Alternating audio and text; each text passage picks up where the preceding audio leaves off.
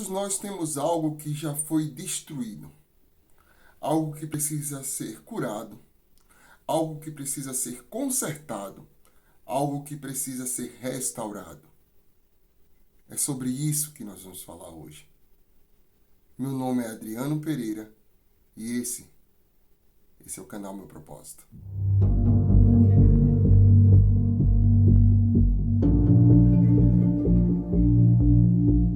O comentário de hoje é uma recomendação da minha querida amiga e conterrânea Marli Alves. Um forte abraço, Marli. Muito obrigado por essa sugestão, de comentário. Tá? O título do discurso é Cristo restaura o que está destruído, da irmã M.A. Wright, que é a segunda conselheira da presidência geral da primária.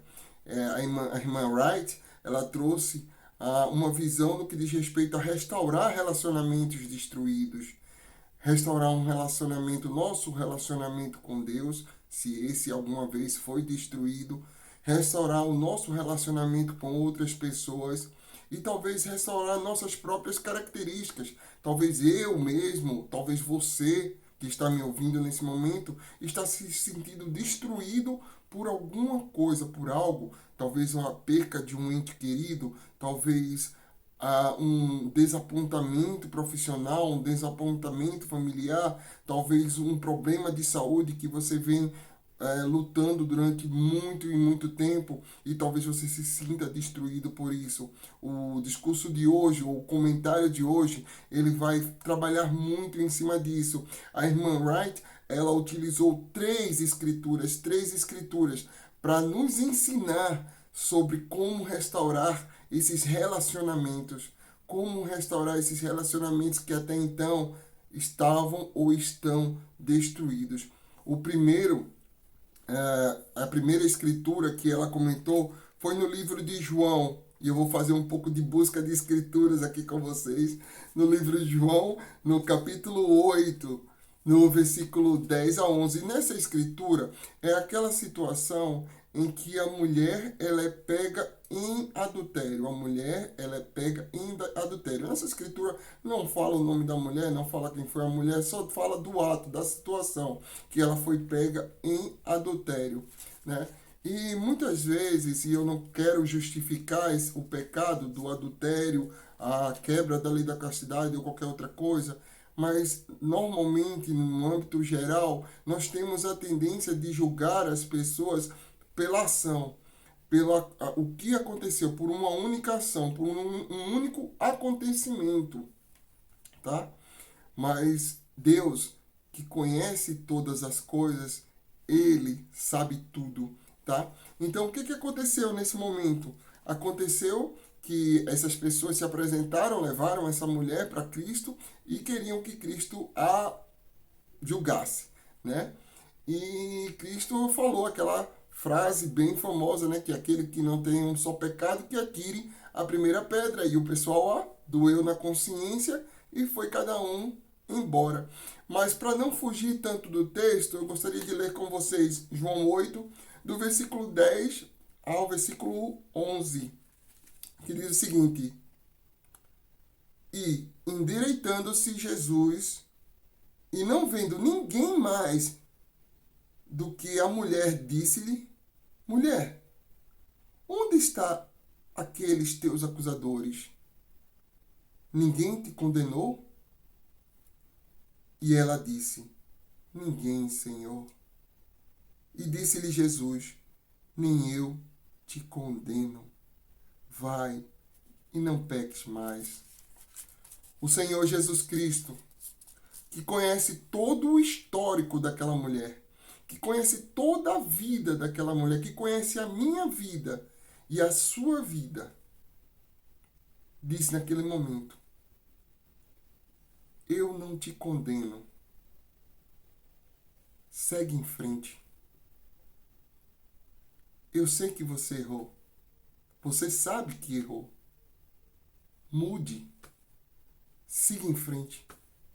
Não fique mais preso. Não fique mais preso a esse erro. Não fique mais preso a esse pecado. Não fique mais preso a essa transgressão.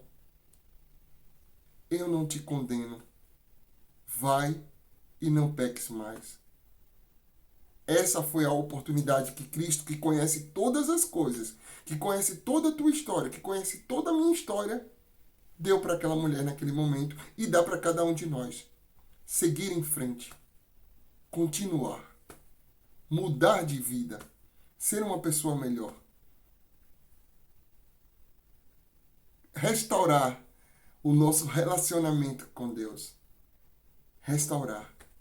Se você cometeu alguma transgressão, se você cometeu algo que você sabe que afetou o seu relacionamento com Deus, Ele conhece tua história, Ele conhece tua vida. Vai às autoridades do sacerdócio, te reconcilia com Deus e não peques mais. Segue em frente, não fica mais preso a isso. Restaura o relacionamento que foi destruído anteriormente por alguma decisão que você tenha tomado ou que eu tenha tomado e muda. Siga em frente. É isso que o Senhor nos diz. É isso que o Senhor nos diz. Tá? Esse foi o primeiro ponto. Quando diz respeito, quando nós destruímos o nosso relacionamento com Deus. Não é o fim. Nós podemos restaurar. Segundo ponto, ela trouxe lá em Lucas. Lucas no capítulo... Vamos ver. Lucas no capítulo 15. Ah, nossa, eu gosto muito de Lucas 15. Lucas capítulo 15. No versículo 14 e 20. O que acontece, Adriano, em Lucas 15? São três palavras que eu gosto muito, né? Filho, a ovelha perdida, a dracma perdida e o filho pródigo. Mas ela puxou muito a escritura do filho pródigo. E nessa escritura do filho, nessa situação do filho pródigo, nós sabemos a história, o que aconteceu. Um filho mais jovem achou que já merecia sua herança, pediu ao pai, exigiu ao pai, deixou o pai lá com os afazeres da fazenda, da casa, das propriedades, pegou o que tinha, pediu, exigiu que o pai desse sua parte e foi embora e gastou no mundo. E gastou. Né? Fez tudo o que achava ser correto, no entanto era errado. Até chegar um momento em que ele querer se alimentar com a comida dos porcos. Imagina uma pessoa chegar numa situação dessa, de querer ir, não, a gente não precisa ir, infelizmente, a gente não precisa ir muito longe para encontrar pessoas assim, né? Querendo se alimentar com a comida dos porcos para poder sobreviver. E aí ele caiu em si. Mas vamos ler a Escritura? Vamos ler a Escritura para ver o que a Escritura diz, né? E o que a gente pode aprender em relação a ela, tá? Isso diz respeito a restaurar nossos relacionamentos com outras pessoas. Lucas 15, do versículo 14 ao versículo 20, e diz o seguinte: E havendo ele gastado tudo, houve naquela terra uma grande fome, e começou a padecer necessidades. E chegou-se a um desses cidadãos daquela terra, o qual mandou para os seus campos e apacentar os porcos. E desejando encher o seu estômago com as bolotas que os porcos comiam, e ninguém lhe dava nada. E tornando em si, disse: Quantos jornaleiros ou quantos funcionários de meu pai têm abundância de pão, e eu pereço, estou aqui, pereço de fome. Levantar-me-ei e irei ter com meu pai. E dir-lhe-ei: Pai, pequei contra o céu e contra ti. Já não sou digno de ser chamado de teu filho. Faze-me como um dos teus jornaleiros, ou me torna um dos teus funcionários, me torna um dos teus servos. E no versículo 20: E levantando-se foi para seu pai, e quando ainda estava longe, viu o seu pai.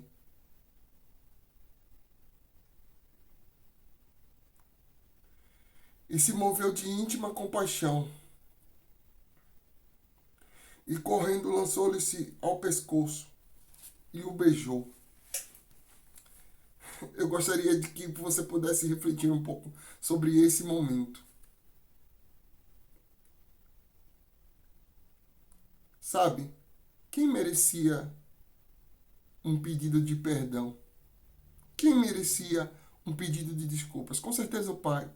O pai com certeza foi humilhado, o pai com certeza sentiu traído, o pai foi abandonado pelo filho. E muitas vezes nós estamos em uma situação assim, nós somos ofendidos e nós esperamos que aquela pessoa que nos ofendeu, ela venha se reconciliar. Aquela pessoa que nos ofendeu, ela venha pedir perdão. Mas nessa história foi um pouco diferente. É verdade, o filho pródigo, ele caiu em si. E muitas vezes nós esperamos que outras pessoas caiam em si, mas nem sempre as pessoas vão cair em si no tempo que desejamos, no momento que desejamos. O filho pródigo estava lá, bem longe, dentro de si, ele já tinha caído em si e queria ser um servo, um empregado de seu pai. Mas seu pai, quando viu de longe, correu, abraçou e beijou. Por quê?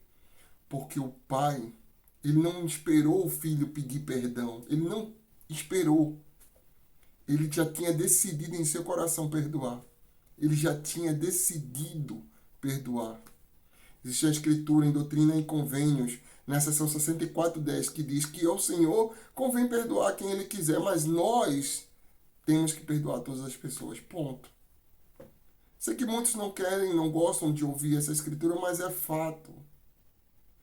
Para restaurar relacionamentos destruídos com outras pessoas, muitas vezes nós precisamos decidir perdoar. Muitas vezes não fomos nós que ofendemos, não fomos nós, mas precisamos decidir perdoar. Nós precisamos decidir correr ao encontro daquela pessoa, talvez abraçar. Não é fácil, leva tempo, mas nós não temos outra opção.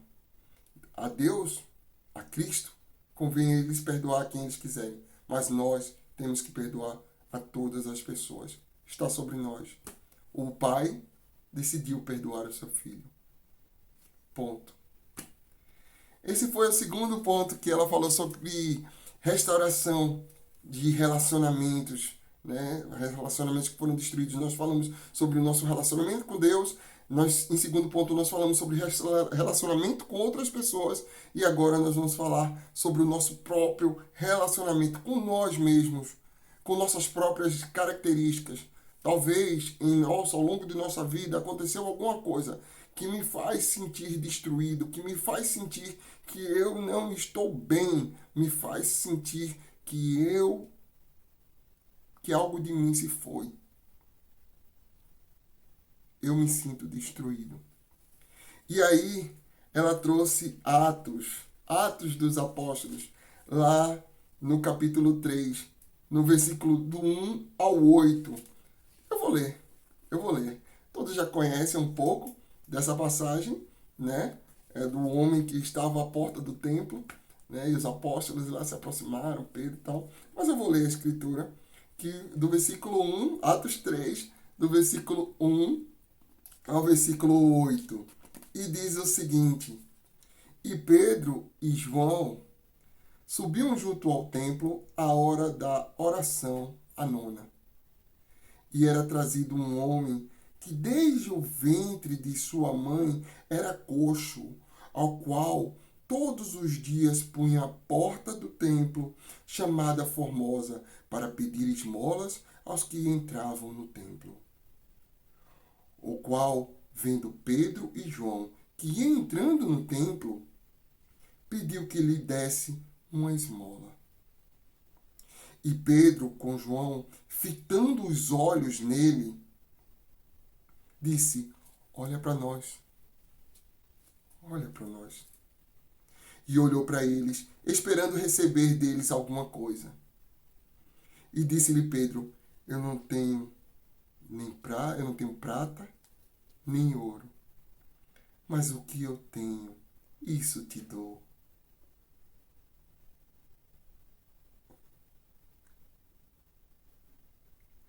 Em nome de Jesus Cristo, o Nazareno, levanta-te e anda. E tomando pela mão direita, levantou, e logo os seus pés e artelhos se firmaram. E saltando ele, pôs-se de pé e andou e entrou com eles no templo, andando, saltando e louvando a Deus. Esse homem já desde o ventre da mãe, ele tinha essa questão de saúde. E já fazia mais de 40 anos ele esperando ali. Talvez ele já tivesse até se conformado com sua condição. O pedido dele agora ali já não era mais ficar curado. O pedido dele agora era uma esmola, né? Talvez muitos de nós podemos estar como esse mendigo à porta do templo, implorando a Deus para nos curar, implorando a Deus para aliviar nossa dor interna, para pedindo a Deus para que nos cure de alguma enfermidade, pedindo ao Senhor que cure talvez um ente querido, pedindo ao Senhor que nos livre de determinados problemas financeiros, pedindo ao Senhor que nos ajude a superar determinados desafios, determinadas dores, determinados sofrimentos. E muitas vezes o Senhor ele vai se apresentar como Pedro e vai dizer: não tenho o que você quer. Ou eu não tenho no tempo que você quer. Mas eu tenho o melhor para você. Eu tenho algo melhor para você. Em nome de Jesus Cristo. Muitas vezes nós vamos ficar esperando de uma forma. E o Senhor vai trazer o milagre. Porque o milagre vai vir. Mas de uma outra forma. Muitas vezes nós queremos a resposta de um jeito, mas a resposta vai vir. Ela vai vir de outra maneira. Às vezes, nós vamos estar destruídos por dentro. E a restauração, a nossa restauração, ela não vai vir da maneira que nós esperamos, mas da maneira que o Senhor quer que seja. Muitas vezes, o espinho não vai ser removido totalmente, porque aquele espinho é que está nos produzindo crescimento, é que está fazendo com que nós possamos nos tornar pessoas melhores. Mas o Senhor sempre vai buscar um meio para nos transformar, para nos curar, para nos consertar, para nos restaurar. Eu gostaria de compartilhar um pouco das palavras da irmã Wright.